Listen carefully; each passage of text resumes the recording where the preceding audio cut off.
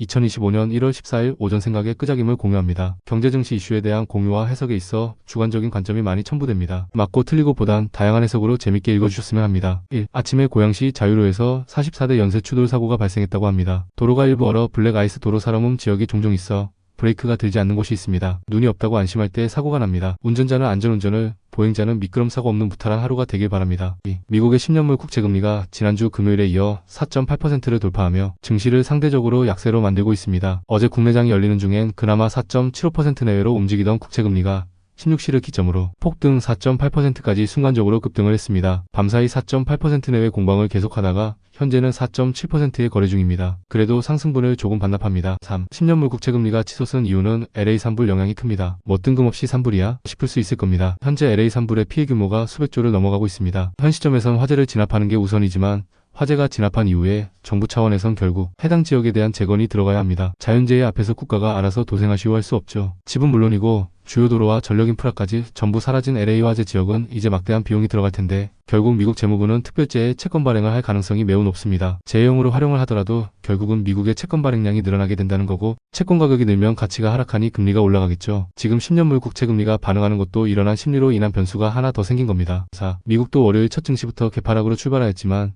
장 막판엔 그래도 끌고 올라와주며 다운존스와 S&P 500 지수는 플러스로 나스닥과 필라델피아 반도체는 마이너스 0.3%까지 낙폭을 줄이며 마감을 했습니다. 5. 엔비디아 젠슨왕에 이어 메타의 처크버그 CEO까지 양자 컴퓨터에 대한 상용화는 젠슨왕의 언급처럼 20여 년은 걸릴 것이다 라는 멘트로 반등을 노리던 양자 컴퓨터 섹터가 추가로 더 밀리기도 했습니다. 어제 국내 증시에서도 급락 위치에서 지지해주면서 다시 반등을 노리던 국내 양자 컴퓨터 섹터들이 오늘 한국 주식만큼은 다르다 하고 반등할지 우선 미국 큰 형님들 눈치 보면 조정을 좀 더 줄지 체크해보시면 됩니다. 6.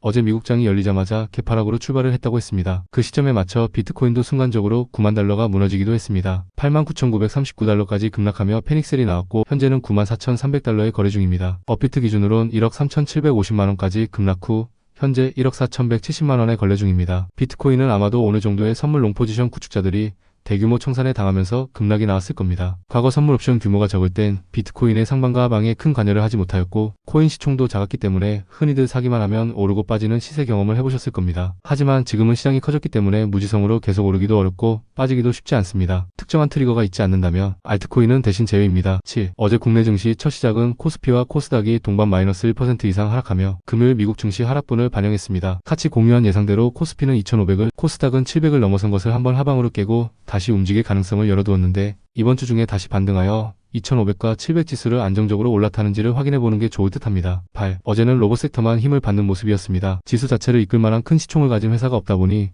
지수에 긍정적인 영향을 주진 못했지만 엔비디아가 로봇 섹터까지 끌어올려주며 테마를 만들어주는 모습이었습니다. 가장 핫한 건 LA 산불 테마주였습니다. 산불 테마주들 중 일부는 우크라이나 재건 섹터에서 일부는 과거 코로나 시절 인테리어 테마주가 엮여서 움직이는 모습이 나왔습니다. 시장이 안 좋다 보니 경협주, 즉 북한 테마주까지 움직이기까지 했습니다. 트럼프가 김정은과 직접 만날지도 모른다는 뉴스가 떴는데 굳이 만날까 싶기도 합니다. 만약 김정은이라면 굳이 통일을 하고 싶어 할까 싶습니다. 혼자 죽을 때까지 이 체제만 유지하며 왕처럼 살 텐데 남북 경협주는 진짜 데이트레이딩 관점으로 접근하길 권장합니다. 9. 시장의 내용이 긍정적인 게 있어도 반영이 되지 않는 하루였기 때문에 딱히 뭘 언급할 게 없습니다. 주목해야 할 섹터는 숨 고르게 하는 시간일 뿐이니 이럴 때 더 공부하고 체크해보며 좋은 타점을 잡는 기회로 보시길 바랍니다. LA 산불 테마주들이 화재 진압에서 건축자재, 전력용인 구리, 전선 쪽으로 세부적인 테마까지 엮는 것으로 보아 범위는 넓혀가지만 지속성이 이어지기엔 약하다고 봅니다. 미국은 보통 큰 산불이 나면 12주 정도 화재가 이어지는 경우가 많아서 이번에도 화재가 모두 소멸되면 재건에 대한 이슈는 있겠지만 재료가 빨리 소멸할 가능성이 크기 때문에 글로벌 메인 테마의 포커싱을 놓치지 않길 권장합니다. 10. 스페이스 X 스타 17차 발사 일정이 근접해오면서 계속 수정이 되면서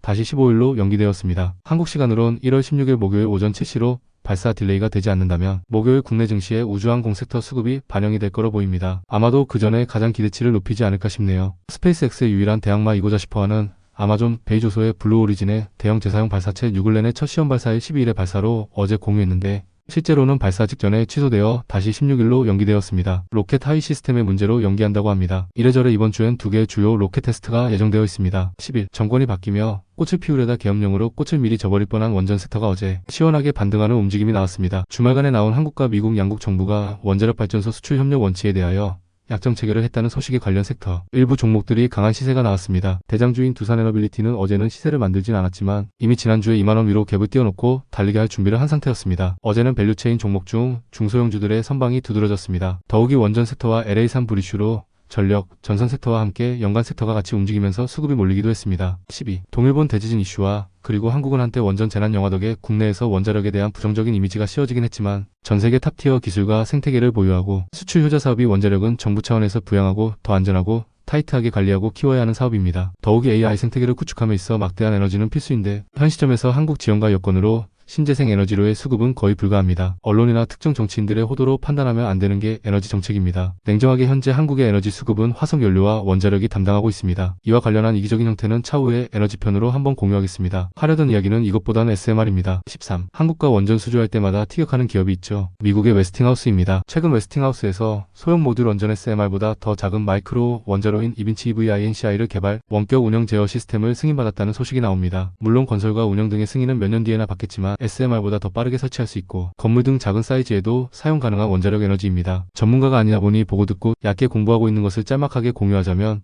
일종의 소형 핵분 열장치입니다. 까다로운 미국 원자력 규제위원회에서 발전 용량 OMW 용량이 승인된 겁니다. OMW를 8년 동안 가동이 가능하고 그동안엔 유지 보수만 하면 됩니다. 원료를 8년에 한 번만 갈면 된다는 의미죠. 현재 NASA는 2인치 VINCI의 기술을 공유하여 FSP라는 더 작은 소형 원자로를 개발하여 우주나 달에서 사용할 목적으로 개발 중입니다. 자가 발전이 가능한 원자력이 최근 미국에서 승인이 되었다는 겁니다. 회사 설명 링크를 걸어둡니다. https://www 유튜브 comwatch VMR용BICD리 14. 원자력 섹터는 크게 원전과 SMR 그리고 마이크로 원전까지 계속 확대가 되어갑니다. 그리고 마이크로소프트의 빌 게이츠는 이미 몇 년 전부터 테라파워를 만들어 SMR 개발을 하고 있고 오픈AI의 샘알트만 역시 원자력과 핵융합에도 투자를 단행하고 있습니다. 두산에너빌리티를 대장주 기준으로 보시면서 밸류체인 종목들을 계속 추적하다 보면 최근 12월 터진 정골 리스크에서 벗어나는 순간 빛을 볼 거라 생각합니다. 대신 원전은 수주와 건설 등이 장기 플랜이기 때문에 줄 때 먹고 빠져야 하는 테마입니다. 15. 2025년 미국의 배터리 보조금 지급 대상이 발표되었는데 보조금을 받을 수 있는 전기차 대상은 작년 42개에서 24개로 줄었지만 LG에너지솔루션과 SK온은 탑재되어 혜택을 받는 차종은 상대적으로 많아서 안도의 한숨을 쉬었습니다. 반면에 삼성 SDI는 작년 12개 모델에 들어가며 혜택을 받던 리비안이 전부 제외되면서 단일대 전기차 혜택도 못 받게 되어 대응책 마련이 시급한 25년도입니다. 삼성 SDI는 선제적으로 먼저 시작한 전고체 배터리 개발로 역전을 노리려 할 듯합니다. 2차전지 섹터 전체를 아주 큰 크루즈선으로 보시라고 했습니다. 방향을 틀어서 자리를 잡으면 또 시원하게 가는 날이 옵니다. 16.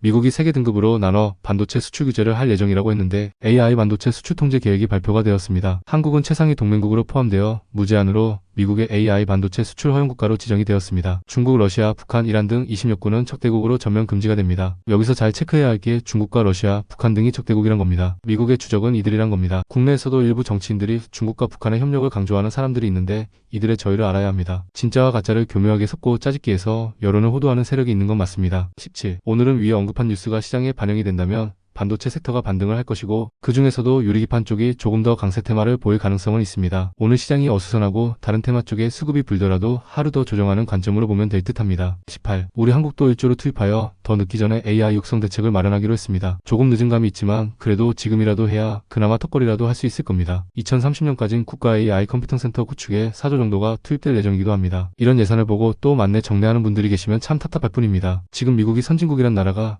AI의 나라 자체가 얼마를 베팅하는지 보고 와야 합니다. 19. 영화와 주식이란 새로운 끄적임을 추가해보려고 합니다. 오늘은 지금 제일 화제가 되고 있고 인류를 바꾸고 있는 인공지능에 대한 영화 중 하나입니다. 해당 영화는 10년 전에 만들어졌음에도 얼마나 미래를 정확하게 상상했는지 시간이 지나서 보면 와닿는 영화입니다. 꽤 정적인 영화이지만 많은 걸 느낄 수 있는 영화이기도 합니다. 특히 고령화가 되면서 외롭고 교류나 교감을 그리워 사람들이 늘어날 미래를 가정해보면 그럴 수 있겠다 싶은 생각을 많이 하게 하는 영화이기도 합니다. 직접적인 주식 종목을 언급하거나 공유하진 않습니다. 영화 속에서도 투자 아이디어는 찾을 수 있다는 관점에서 재미로 보시기 바랍니다. AI와 로봇 섹터를 생각해보시되 AI와 조금 더 근접한 영화로 보시면 될 것 같습니다. 첫 영화와 주식 주인공은 2014년에 개봉한 호아킨 피닉스 주연의 영화 HER입니다. https://www 유튜브 comwatch VGX EPB9 EBBI NDT 413S 20 국내의 관련 종목을 엮어보려고 했는데 명확하게 끼워 맞출 건 없어서 AI 소프트웨어 종목들을 한번 연계시켜보시면 좋을 듯합니다. 21. 미국에서 최근 영웅이 된 범죄가가 한 명이 있습니다. 한국으로 치면 보험회사인 800조 시가총액의 유나이티드 헬스그룹 보험대표를 뉴욕, 맨하튼 한복판에서 총기살인한 혐의로 잡힌 루이지 만조니입니다. 뉴욕시에선 루이지 만조니의 호송 장면을 의도적으로 연출하면서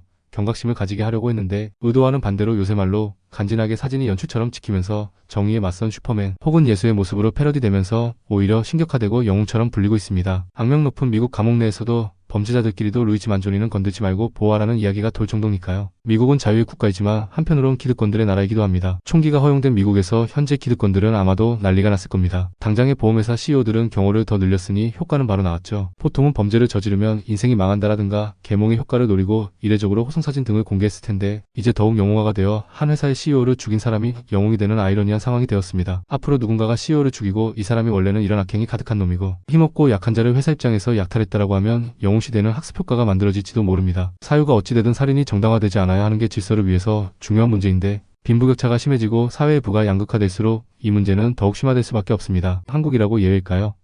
지금까진 범죄자들이 힘약한 노인이나 여성, 아이들을 상대로 범죄를 저지르는 루저, 찐따스키들이 많았지만 사회적으로 인정받고 고학력자들이 국회의원이나 부패한 기업인을 미국의 케이스처럼 하는 일이 한국이라고 안 생긴다는 보장은 없습니다. 22. https:// COMIONHAPTWETSTATUS 878627140343853447 TWIL0X526J8MX COLQANDS19 5-러 전제의 포로로 잡힌 북한군 용병입니다. 전쟁은 소수의 권력자들을 위해 다수의 선량한 국민들이 목숨을 바치는 행위입니다. 특히 지금같이 과학과 기술이 발달했을 때 전세계 인구가 다같이 잘 살게 도와주고 앨런 머스크 같은 천재들이나 레알, 진보적인 사람들이 지구를 벗어난 행성에까지 인류를 보내어 더 먼 미래를 위해 힘을 합쳐도 모자랄 판에 지금 전 세계의 소수의 권력자들의 땅 따먹기와 권력 유지를 위해 벌어지는 불필요한 전쟁 행위가 지구상에선 사라져야 합니다. 인간이란 존재가 미완 성체다 보니 어찌 보면 정말 지구에 가장 불필요한 존재는 아닌가를 가끔 생각해보기도 합니다. 23. 애덤 스미스의 유명한 문구 중에 국민이 대부분이 가난하고 비참하게 사는데 그 나라가 부유하다고 말할 수 없다라는 말이 있습니다. 물론 아직은 한국이 가난하다고 느끼진 않을 겁니다. 하지만 지금 상대적으로 가난해지는 국민이 많아지고 있습니다. 물론 당장은 잘 느끼지 못하지만 일자리가 줄어들어가고 소득의 가치가 낮아지고 소득의 다수가 부동산과 자녀 교육 등으로 개인의 노후가 불안정해지고 있는 게 현재 대한민국입니다. 지금 한국이 어디로 가고 있는지는 고민해볼 필요는 있습니다. 24. 조금 전 삼성바이오로직스가 2조 원의 계약 체결 속보가 나왔습니다. 매출 퍼포먼스 대비 주가 변동성이 약한 삼성바이오로직스입니다. 그래도 바이오 CDMO 쪽으로 계속 호재가 나오고 있습니다. 25. 육아랑 공유하려던 게 많았지만 시간과 지면으로 인해 내일 오전에 공유하겠습니다. 오늘은 모두 미끄러운 길 조심하세요.